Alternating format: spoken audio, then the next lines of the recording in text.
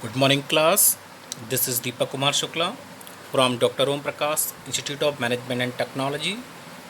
I will teach you subject principles of accounting in course of BBA second semester. Now today we are discuss about unit first. Next topic accounting principles. तो accounting principles क्या होते हैं हमारे? First point आपका दिया हुआ है historical cost principles. आइए बात करते हैं हम इस पर। Historical cost principle is based on going concern concept. According to historical cost principle all transactions should be recorded at their historical cost, which includes purchase price and all expenses incurred to put the asset to use. तो historical cost में क्या होता है? जो भी account maintain किए जाते हैं आपके trading PL balance sheet. Balance sheet में होता है क्या, जो बिजनेसमैन होते हैं वो एसेट्स को हिस्टोरिकल वैल्यू पे ही शो करते हैं बैलेंस शीट में। अब सपोज दैट किसी बिजनेसमैन ने 10 ईयर्स पहले कोई भी बिल्डिंग परचेज़ की है 20 लाख रुपीज़ की, और आज भी वो उस वैल्यू को 20 लाख रुपीज़ के वैल्यू के हिसाब से ही दिखा रहे हैं। बट 10 ईयर्स पहले अगर कोई आपने बिल्डिंग परचेज़ की तो आज को उसकी जो वैल्यू है वो बहुत ज़्यादा होनी चाहिए, बट वो हिस्टोरिकल वैल्यू पर ही दिखाते हैं। हिस्टोरिकल वैल्यू पर वो क्यों दिखाते हैं, उसका रीज़न है। अगर वो जैसे कि मार्केट वैल्यू अगर उसकी आज अगर हम कहें कि उसकी मार्केट वैल्यू 80 लाख रुपीज़ है, अगर वो 80 लाख दिखाएंगे तो बैलेंस शीट में उनका जो एसेट साइड है वो ज़्यादा हो जाएगी। दैट मीन्स एसेट्स उनकी इंक्रीज़ हो जाएगी, और एसेट जब इंक्रीज़ हो जाती है कहीं ना कहीं आपकी संपत्ति जो है वो ज़्यादा शो होने लगती है, तो इससे वो टैक्स के दायरे में आने लगते हैं। पता लगे कि पहले उनका कम से कम टैक्स जा रहा था, अब उन्हें अगर ज़्यादा वो अपनी संपत्ति शो करेंगे एसेट्स तो उनको टैक्स ज़्यादा देना पड़ेगा। तो टैक्स को बचाने के लिए बिजनेसमैन ये आपकी ट्रिक अपनाते हैं, ठीक है। नेक्स्ट जो आपका पॉइंट है डुअल एस्पेक्ट प्रिंसिपल। क्या होता है इसमें? This concept is based of the entire system of double entry system. तो ये जो आपका कॉन्सेप्ट है डबल एंट्री सिस्टम पर पूरा बेस्ड है। In short, this system concept is the foundation on which whole of book keeping and accountancy is based. दूसरा, इसी सिस्टम के ऊपर पूरा आपका बुक कीपिंग एंड जो अकाउंटेंसी का सिस्टम है वो पूरा बेस्ड है। The accounting equation is based on this concept. जो अकाउंटिंग इक्वेशन है वो भी इसी कॉन्सेप्ट पे बेस्ड है। अकाउंटिंग इक्वेशन जब हम न्यूमेरिकल लगाते हैं तो हमारा एक फार्मूला पुट होता है, उसमें assets equals to liabilities plus capital. तो डुअल एस्पेक्ट प्रिंसिपल में ये बताना चाह रहे हैं कि डबल एंट्री सिस्टम का यूज़ हुआ यहाँ पर वर्ड। डबल एंट्री सिस्टम मतलब one transaction and affected to accounts. मतलब ट्रांजेक्शन आपका एक होता है बट उससे आपके दो अकाउंट इफेक्टेड होते हैं। जैसे हम बोलते हैं कि गुड्स परचेज़, अब गुड्स परचेज़ कर रहे हैं तो कुछ हमारे पास आ रहा है और कुछ हमारे पास से जा रहा है। तो अगर हम इसकी जर्नल एंट्री बताएं तो क्या होगी? परचेज़ अकाउंट या to cash account. That means दो अकाउंट इफेक्टेड हुए आपके। जो परचेज़ अकाउंट है वो आपका डेबिट हो रहा है DR, एंड कैश अकाउंट आपका CR हो रहा है। इसी प्रकार से हम बोलें गुड्स सोल्ड। गुड्स सोल्ड में क्या है कि हमारे पास कैश आता है और हमारे पास से गुड्स जाता है, तो उस कंडीशन में जो जर्नल एंट्री आपके पास होती है कैश अकाउंट या टू सेल्स अकाउंट। तो कोई भी ट्रांजैक्शन हो उसमें आपके दो अकाउंट इफेक्टेड होते हैं।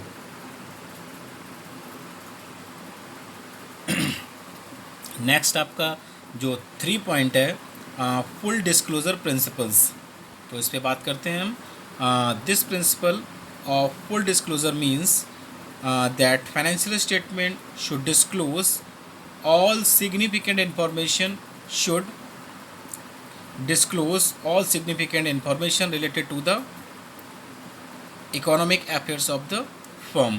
बता रहे हैं कि जो आपका फुल डिस्क्लोजर प्रिंसिपल है इसमें ये बताया जा रहा है कि जो अकाउंटिंग आपकी वर्क होता है, जो फाइनेंशियल स्टेटमेंट बनाए जाते हैं, और फाइनेंशियल स्टेटमेंट में आपके 3 अकाउंट्स बनाए जाते हैं, trading account, profit and loss account and balance sheet. कुछ एडजस्टमेंट भी होते हैं उसमें, बता रहा हूँ उनको क्लोज़ करना होता है। कब क्लोज़ करना होता है? जो भी ज़रूरी इन्फॉर्मेशन उसमें हमें अकाउंट्स में डालनी है, जो एक्सपेंसेस हों, चाहे वो इनकम हो, चाहे वो एसेट्स हों, चाहे वो लाइबिलिटीज़ हों, ठीक है। जब वो इन्फॉर्मेशन पूरी होती है तो हम उन्हें उन अकाउंट्स को हमें क्लोज़ कर देना होता है। और अकाउंट कब क्लोज़ होते हैं? 31 मार्च को। 1 अप्रैल से आपका फाइनेंशियल ईयर स्टार्ट होता है और 31 मार्च को आपको अकाउंट क्लोज़ करने होते हैं। ओके। नेक्स्ट जो आपका पॉइंट नंबर 4, मैचिंग प्रिंसिपल्स। तो आइए बात करते हैं इस पर। मैचिंग प्रिंसिपल्स में क्या दिया हुआ है आपको? Matching principles means that the expenses and cost should be matched with revenues generate in the relevant period। Matching principal में क्या होता है आपका? जो आपके एक्सपेंस होते हैं बिजनेस में, और जो किसी प्रोडक्ट की कॉस्ट जो बन के तैयार होता है प्रोडक्ट, तो एक्सपेंसेस को और कॉस्ट को रेवेन्यू से मैच किया जाता है, ठीक है। क्योंकि उसमें ये देखा जाता है ना कि किसी भी प्रोडक्ट को बनाने में जितने भी एक्सपेंस हो रहा है तो क्या वो सही है, तो उसको क्रॉस टैली किया जाता है। Matching principles implies the matching most of expenses of an accounting period against related revenues। बता रहे हैं मैचिंग प्रिंसिपल में क्या होता है? जो भी आपके एक्सपेंसेस होते हैं उनको रेवेन्यू से मैच किया जाता है, क्योंकि हमें ये पता होना चाहिए कि किसी भी अकाउंटिंग पीरियड में हमें कितनी इनकम हो रही है और कितना हमें एक्सपेंस हो रहा है। जब तक हमें ये नहीं पता होगा तब तक हम उस ईयर का जो नेट प्रॉफिट है वो फाइंड आउट नहीं कर पाएंगे। तो इसलिए हमें एक्सपेंसेस को, रेवेन्यूज़ को और कॉस्ट को मैच करना मस्ट ज़रूरी होता है, ठीक है। नेक्स्ट आपका जो अकाउंटिंग प्रिंसिपल में पॉइंट है, लास्ट पॉइंट है आपका 5 पॉइंट। क्या है इसमें? According to this principle all expenses and revenues are recorded on the basis of their occurrence and on the basis of actual cash paid और रिसीव्ड। बता रहे हैं कि एक्यूरेट प्रिंसिपल जो है इसमें आपके जितने भी आपके एक्सपेंसेस होते हैं, जितने भी आपके रेवेन्यूज़ होते हैं, उनको रिकॉर्ड करना होता है, चाहे वो जितने बार भी हुए हों, ठीक है।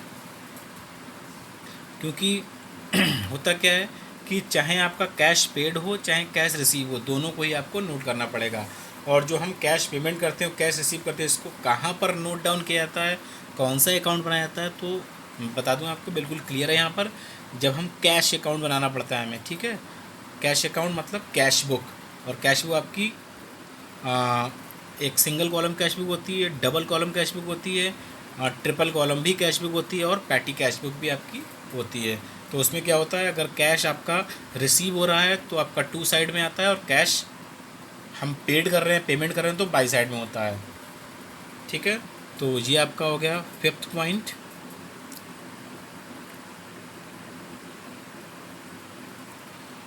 नेक्स्ट टॉपिक पर हम बात करते हैं। दिया हुआ आपका essential features of accounting principles. तो अकाउंटिंग प्रिंसिपल के कुछ फीचर्स हैं, कैरेक्टरिस्टिक्स हैं, क्या हैं, आइए बात करते हैं हम। फर्स्ट पॉइंट आपको जो दिया हुआ है, यूज़फुलनेस। तो अकाउंटिंग प्रिंसिपल्स मतलब अकाउंटिंग के रूल्स ऐसे होने चाहिए जिनको हम आसानी से ईजिली यूज़ कर सकें। तो क्या दिया हुआ इसमें? Accounting principles should increase the usefulness of accounting records by making accounting information more meaningful. That means rules जो हैं अकाउंटिंग प्रिंसिपल के ऐसे होने चाहिए जिनको हम आसानी से समझ सकें, मतलब मीनिंगफुल रूल्स होने चाहिए। जो भी लैंग्वेज में ज़्यादा डिफ़िकल्टी नहीं होनी चाहिए। जो भी एक्सपर्ट्स हमारे रूल्स जो बनाते हैं उन्हीं को हमें फॉलो करना पड़ा, तो वो रूल्स कैसे होने चाहिए?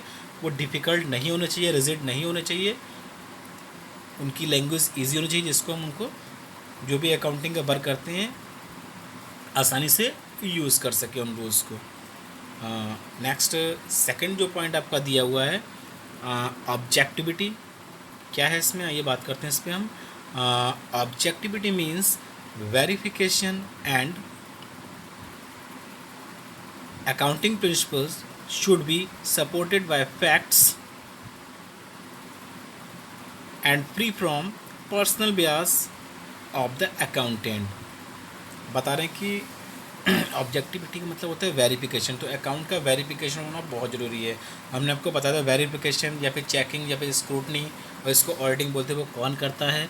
चार्टर्ड अकाउंटेंट के पास ही इसका राइट होता है, गवर्नमेंट के द्वारा वो ऑथोराइज होता है, उसके पास अपनी स्टैम्प होती है, उसी को राइट होता है अकाउंट का वेरिफिकेशन करने का।